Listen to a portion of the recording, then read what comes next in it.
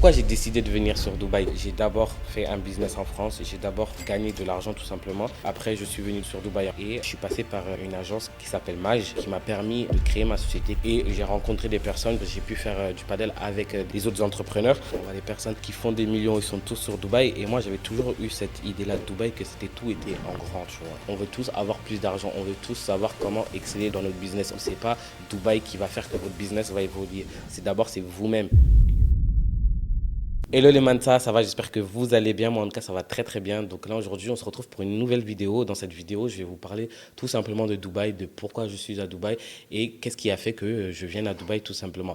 Donc j'espère que vous êtes prêts, prenez de quoi grignoter et c'est parti. Pourquoi j'ai décidé de venir sur Dubaï? Parce que pour ceux qui me connaissent, c'est une ville que j'aime depuis très longtemps et je voulais toujours venir sur Dubaï. À chaque fois que je parlais avec une personne, c'était Dubaï ci, Dubaï ça. Dubaï, ça m'a toujours attiré. Comme vous pouvez le voir sur Insta, on voit les buildings, on voit les personnes qui entreprennent, qui sont tous sur Dubaï, on voit les personnes qui font des millions, ils sont tous sur Dubaï. Et moi, j'avais toujours eu cette idée-là de Dubaï, que c'était tout était en grand, tu vois. Après, on pouvait voir aussi qu'il y a les bons côtés de Dubaï et qu'il y a les mauvais côtés de Dubaï. Mais malgré les petites polémiques qu'on pouvait voir sur les réseaux, il y en a qui disaient ouais, Dubaï c'était bien, il y en a qui disaient Dubaï c'était pas bien. En gros, il y avait deux côtés de Dubaï. Moi, je me suis dit, il faut que j'aille à Dubaï pour faire mon propre avis, tout simplement. Du coup, je suis venu il y a 2 ans sur Dubaï avec partenaire, tout simplement. Et je suis resté 10 jours environ. Du coup, je suis venu, je disais, waouh, c'est quoi ça?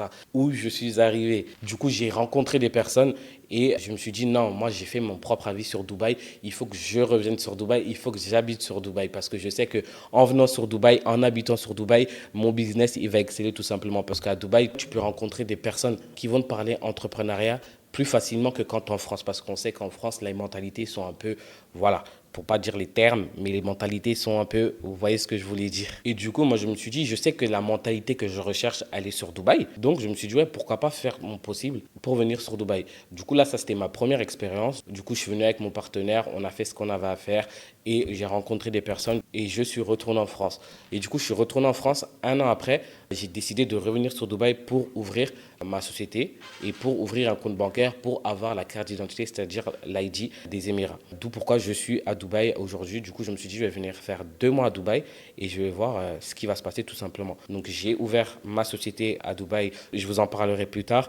J'ai eu ma carte d'identité, j'ai eu mon compte bancaire, j'ai eu mon visa, etc. Donc, j'ai tout fait pour avoir ces documents-là. Pourquoi j'ai décidé de rester 2 mois sur Dubaï? C'était aussi pour rencontrer des personnes qui peuvent m'aider à exceller dans mon business tout simplement. Du coup, comme je vous disais, je suis resté pour faire des rencontres et faire grosse surprise ou pas parce que comme on sait sur Dubaï qu'on peut faire des rencontres assez facilement. Du coup, j'ai aussi fait des rencontres extra, si on peut dire ça comme ça, où on a pu faire des activités avec d'autres entrepreneurs et ça a permis à voir encore plus d'entrepreneurs et on va dire à tisser des liens. Donc, je ne sais pas si vous connaissez le paddle par exemple, c'est un exemple que parmi tant d'autres, j'ai pu faire du paddle avec des autres entrepreneurs. Il faut savoir qu'en ce moment, le paddle, c'est à la mode. Si vous ne connaissez pas, je vous invite à taper sur Google, vous allez voir ce que c'est.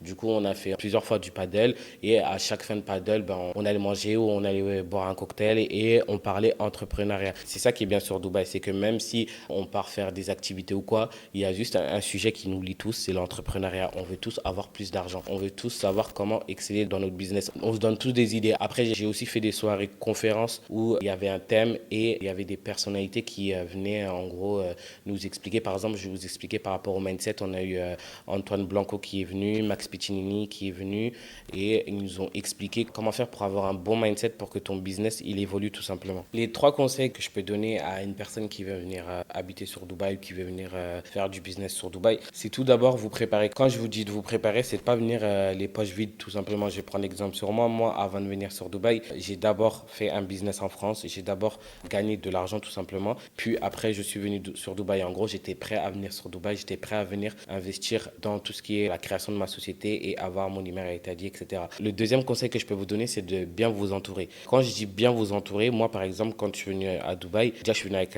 mon partenaire et je suis passé par une agence qui est sur Dubaï, qui s'appelle Mage, qui m'a permis de créer ma société, qui m'a permis d'avoir mon email Itadit, qui m'a permis d'ouvrir mon compte bancaire tout simplement. Du coup, vraiment entourez-vous, parce que comme vous savez, même si on est sur Dubaï, il y a beaucoup d'arnaques quand même, donc faites attention à qui vous donnez votre argent. Et en plus, en passant par Mage, c'est pas une publicité, hein, mais en passant par Mage, c'était très rapide et j'ai pu faire des rencontres grâce à eux parce qu'ils font des soirées rencontres, des business boosts, où on peut faire des rencontres tout simplement. Donc entourez-vous bien tout simplement. simplement. Le troisième conseil que je peux vous donner, c'est vraiment ne venez pas si vous ne croyez pas en vous, ne venez pas si vous n'avez pas confiance en vous. Pourquoi je dis ça? Parce que quand on a confiance en soi et qu'on a confiance en ce qu'on veut entreprendre, là, on va aller jusqu'au bout.